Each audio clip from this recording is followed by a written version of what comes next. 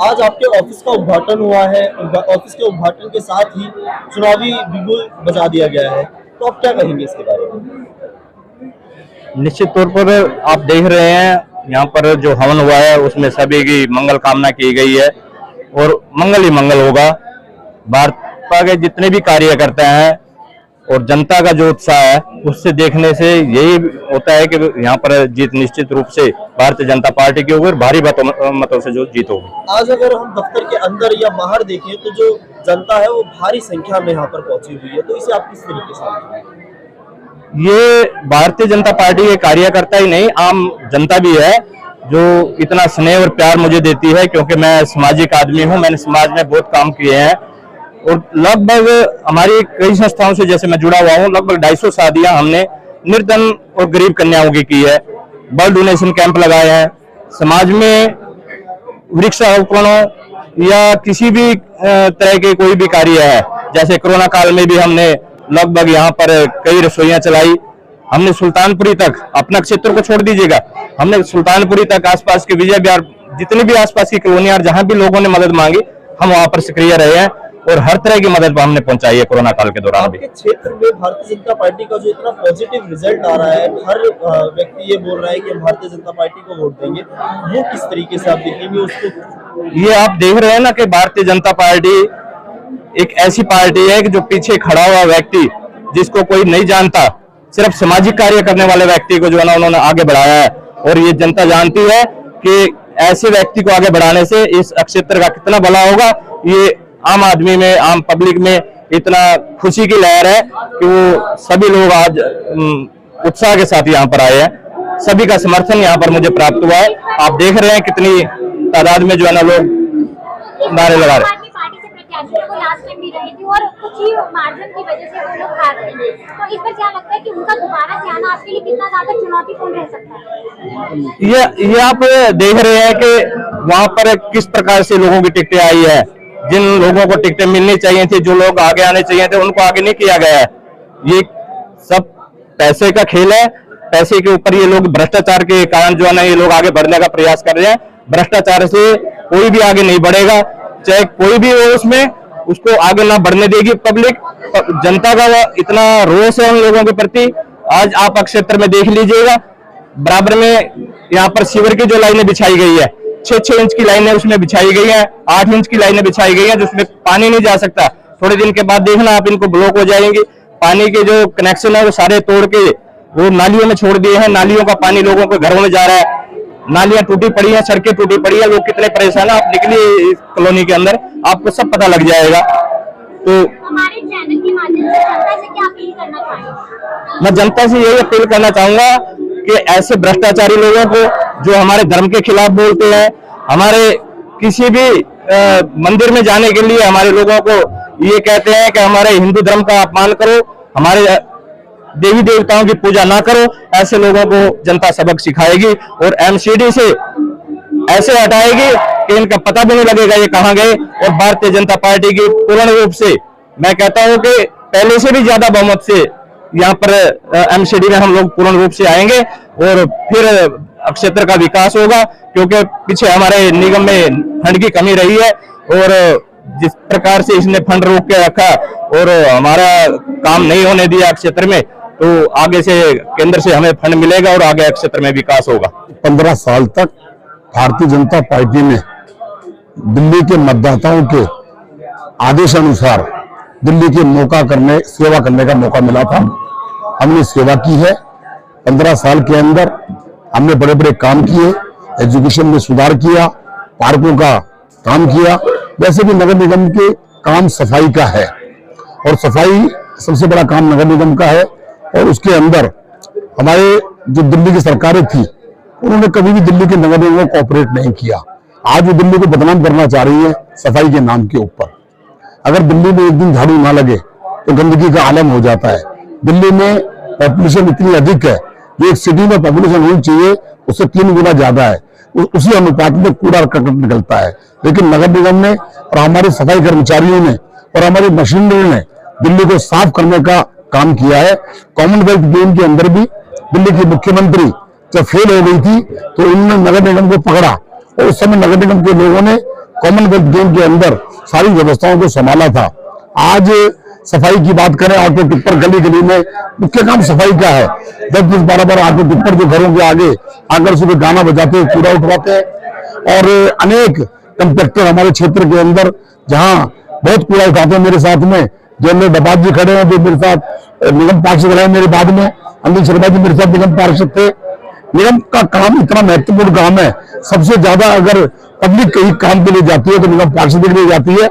इसलिए भारतीय जनता पार्टी ने सेवा के माध्यम से दिल्ली के लोगों की सेवा करने का जो काम किया, और इसी नाते 15 साल के बाद आम आदमी पार्टी इस बार जो 10 दावे कर रही है बड़े बड़े, उनके बारे में क्या कहना चाहेंगे? उन दावों को देखते हुए क्या जनता उन्हें चुनेगी?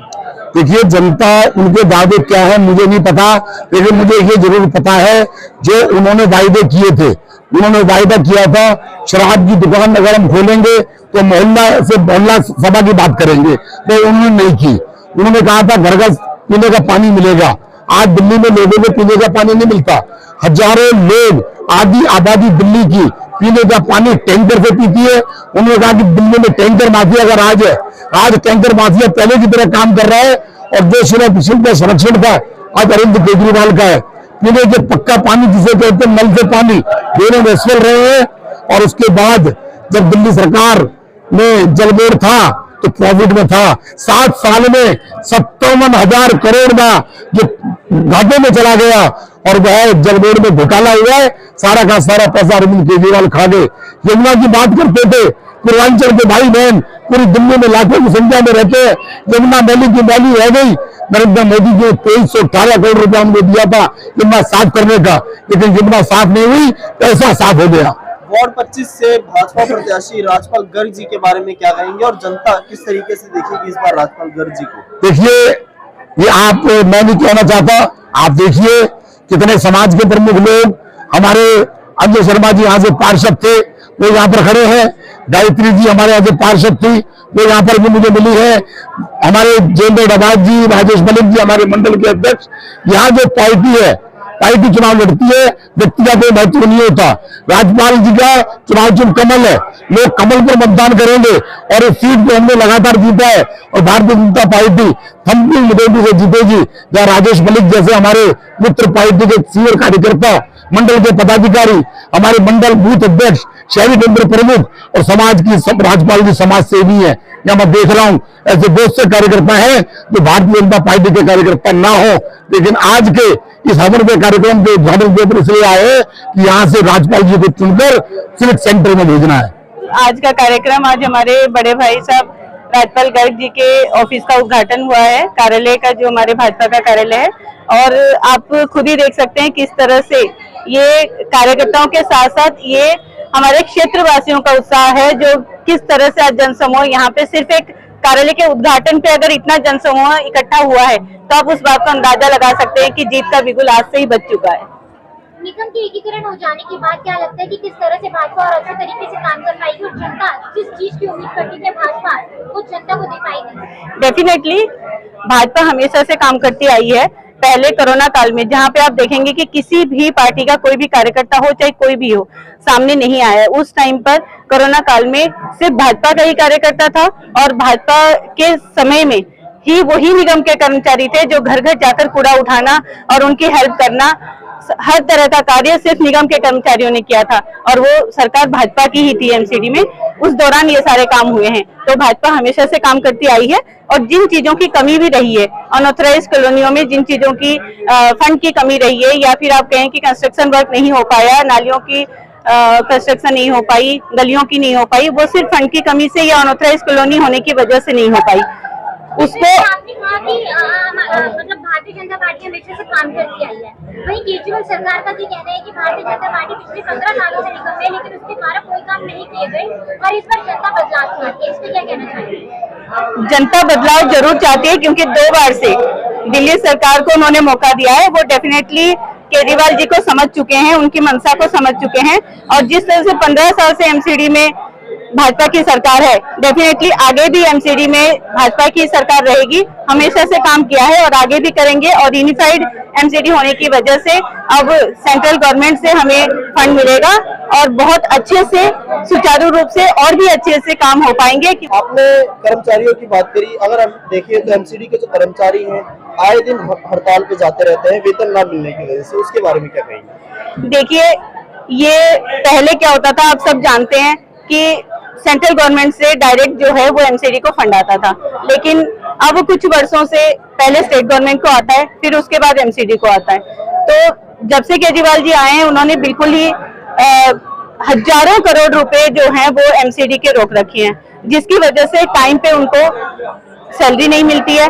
फिर भी मैं कहती हूँ, जहां मैं अपने वार्ड की बात करती हूँ, क्योंकि मैं यहाँ से निगम पार्षद रही हूँ, तो जिस टाइम पे भी अगर सफाई कर्मचारियों ने कभी भी हड़ताल की है अपने उनके इश्यूज की वजह से, तब भी रात भर यहाँ पे सब मेरे भाजपा के कार्यकर्ता हैं, वरिष्ठ लोग हैं, समाज के व्यक्ति हैं, सब आपको बता सकते हैं कि किस तरह से रात में भी सफाई कर्मचारियों ने रात में भी गाड़ी लगाकर और काम की है और कूड़ा उठवाया है। कभी क्षेत्र को में परेशानी नहीं आने दी है उन्होंने, तो मैं उनका भी तहे दिल से धन्यवाद करती हूँ कि सफाई कर्मचारी जो निगम के हैं, सभी अधिकारी, चाहे वो बड़ा हो छोटा हो, सबने बहुत अच्छे से हमारा साथ देकर काम किया है और वार्ड को हमेशा स्वच्छ रखने में हमारी सहायता की है। इसीलिए मैं सबका धन्यवाद करती हूँ और मैं ये उम्मीद दिखाती हूँ सबको, आप सभी को उम्मीद देती हूँ कि आगे भी स्वच्छता अभियान इसी तरह से युद्ध स्तर पे चलता रहेगा। भारतीय जनता पार्टी को इस बार नहीं, पिछले 15 साल से इसलिए चुन रही है कि भारतीय जनता पार्टी का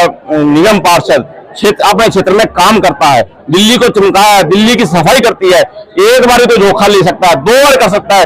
अगर कोई पार्टी 3-3 बार जीतती है तो इसका मतलब दिल्ली की जनता उस पर पूर्ण विश्वास करती है। इसलिए बार हम चौथी बार भी हम दिल्ली में निगम चुनाव जीतकर दिल्ली को साफ सुथरा रखेंगे। निगम के चुनाव में अगर भारतीय जनता पार्टी आती है तो किस तरह की वायदे लेकर आती है और किस तरह की जनता को ये विश्वास दिलाती है कि वो उनके हित में काम करें? देखो, सबसे पहले तो मैं बताता हूँ, पिछले 10 साल से दिल्ली 3 नगरों में बटी हुई थी और हमारे साथ क्या दिल्ली सरकार ने क्या किया फंड के ऊपर, उसके बाद भी हमारे निगम पार्षद, हमारे नगर निगम, हमने काम किया है। और इस बार तो पूरी दिल्ली, फिर दोबारा दिल्ली नगर निगम एक हो चुकी है। हमें किसी तरह सेंटर से फंड की कोई कमी नहीं रहेगी और इस बार पहले से भी ज्यादा बेहतर से हम दिल्ली को साफ सुथरा रखने में कामयाब रहेंगे।